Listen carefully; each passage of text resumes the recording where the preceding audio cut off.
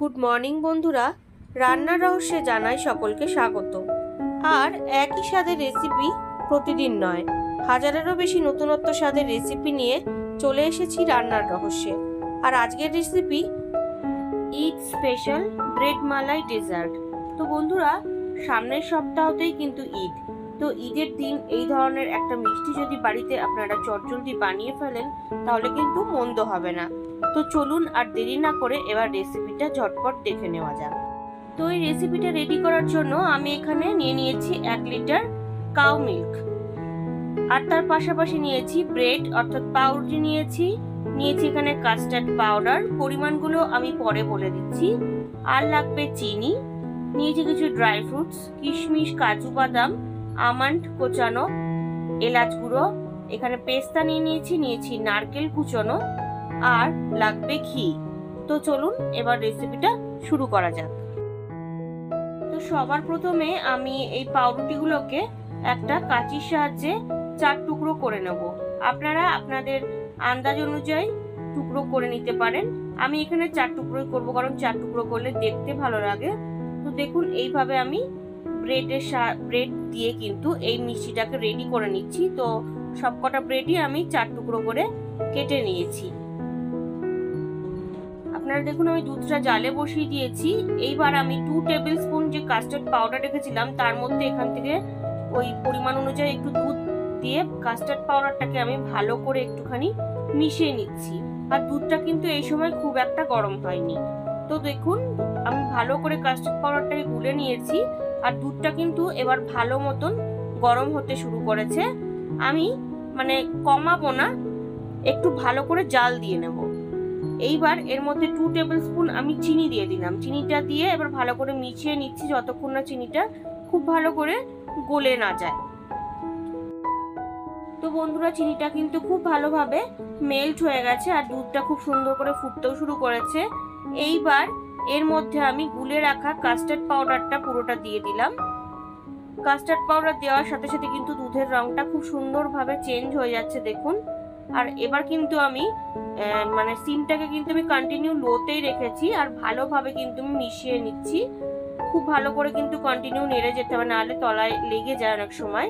তো এবার কিছু ড্রাই ফ্রুটস দিয়ে দিচ্ছি কিশমিশ, কাজু বাদাম, আমন্ড কুচানো দিয়ে দেবো কিছুটা, আর দিয়ে দিচ্ছি এর মধ্যে নারকেলের ছোট ছোট স্লাইস করে রেখেছিলাম সেগুলো আমি দিয়ে দিলাম।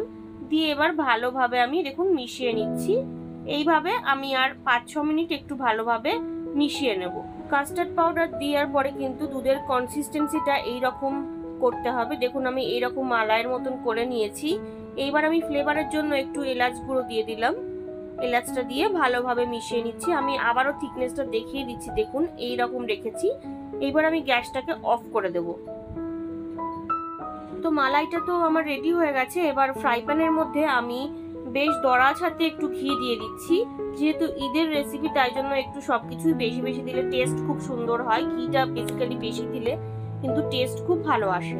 তো ঘিটা ভালো করে আমি গরম করে নিলাম। এবার পাউরুটি স্লাইসগুলো বা ব্রেডের স্লাইসগুলো এইভাবে গরম ঘিয়ের মধ্যে আমি দিয়ে দিচ্ছি। দিয়ে মিডিয়াম টু লো ফ্লেমে আমি ভালোভাবে পাউরুটিগুলোকে বা ব্রেডগুলোকে একটুখানি ফ্রাই করে নিচ্ছি। ঘিতে ভাজলে কি হবে, খুব সুন্দর একটা ফ্লেভার আসবে। আপনারা যদি ঘি না ইউজ করতে চান তাহলে এক্ষেত্রে সাদা তেল বা রাইস ব্র্যান অয়েলও ইউজ করতে পারেন। দেখুন আমি ভেজে নিচ্ছি। এবার আমি একটু উল্টে দেব। আপনারা দেখুন পাউরুটির প্রত্যেকটা পিঠ কিন্তু খুব সুন্দর করে হালকা হালকা ব্রাউন কালার ধরতে আরম্ভ হয়েছে। এইভাবে আমি সমস্ত পাউরুটি কিন্তু খুব সুন্দর করে ফ্রাই করে নিচ্ছি। বন্ধুরা, ঈদের কিন্তু বা ইফতারের বিভিন্ন ধরনের রেসিপি কিন্তু আমার চ্যানেল পেজে রয়েছে। আপনারা আমার চ্যানেল পেজে গেলেই কিন্তু সেখান থেকে রেসিপিগুলো দেখে নিতে পারবেন। তো দেখুন বন্ধুরা, আমি কিন্তু খুব ভালোভাবে ফ্রাই করে নিয়েছি। এবার আমি পাউরুটিগুলোকে তুলে নেব। এর থেকে বেশি আমি আর ফ্রাই করব না। আর খুব সুন্দর একটা স্মেল আসছে ঘিয়ের। তো দেখুন আমি এবার সবকটা পাউরুটি তুলে নিচ্ছি। আপনারা এই ঈদে কিন্তু পাউরুটির এই ডেজার্টটা অনায়াসেই বাড়িতে ট্রাই করতে পারেন। আর ওই দিন তো বাড়িতে অনেকের বাড়িতে গেস্ট আসে, তো গেস্টের জন্য কিন্তু এই ধরনের একটা রেসিপি আপনারা রেডি করে নিতেই পারেন। তো দেখুন সমস্ত পাউরুটি কিন্তু আমি ভেজে তুলে নিয়েছি। তো আমি সার্ভ করার জন্য এরকম একটা প্লেট নিয়ে নিয়েছি। প্লেটের মধ্যে এবার ফ্রাই করে রাখা পাউরুটিগুলোকে আমি প্লেস করে দিচ্ছি। যে কটা পাউরুটি ধরবে আমি সে কটাই দেবো, তার থেকে বেশি কিন্তু আমি দেব না। আপনাদের প্লেট অনুযায়ী আপনারা সার্ভ করবেন। তো আমি যে মালাইটা বানিয়ে রেখেছিলাম দুধ আর কাস্টার্ড পাউডার দিয়ে, সেটাকে আমি 8 ঘন্টার জন্য ফ্রিজে রেখে দিয়েছিলাম। তো সেই ঠান্ডা মালাইটা এবার ব্রেডের ওপর দিয়ে এইভাবে আমি স্প্রেড করে দিচ্ছি। আপনারা দেখেই বুঝতে পারছেন কতটা লোভনীয় ও মজাদার হয়েছে। অবশ্যই বাড়িতে আপনারা ট্রাই করবেন, না খেলে কিন্তু এর টেস্ট আপনারা বুঝতে পারবেন না। তো দেখুন আমি দিয়ে নিয়েছি। এইবার ওপর থেকে এইভাবে আমন্ডের স্লাইস বা আলমন্ডের স্লাইস আমি দিয়ে দিচ্ছি, যেগুলো আমি চপ করে রেখেছিলাম। আর দিয়ে দিচ্ছি পেস্তা। যেহেতু একটু ঈদ স্পেশাল রেসিপি, তাই জন্য কিন্তু একটু সুন্দর রাজকীয়ভাবে আমি একটু সাজিয়ে নিচ্ছি। তো দেখুন এইভাবে আমি পেস্তা দিয়ে দিলাম ওপর থেকে। আর সবশেষে আমি দিয়ে দেব গোলাপের পাপড়ি। গোলাপের পাপড়িগুলো অবশ্যই আমি ভালোভাবে পরিষ্কার করে নিয়েছি, পরিষ্কার করে তবেই কিন্তু আমি দিচ্ছি।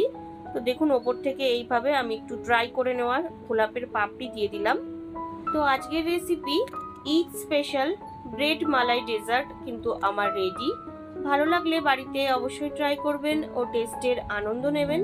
তার পাশাপাশি লাইক, শেয়ার, কমেন্ট করতে ভুলবেন না। আর নতুন বন্ধুরা যারা এখনো পর্যন্ত আমার চ্যানেলটিকে সাবস্ক্রাইব করেননি, তারা আরো ভালো ও নতুনত্ব রেসিপির জন্য রান্নার রহস্যকে অবশ্যই সাবস্ক্রাইব করবেন। ধন্যবাদ।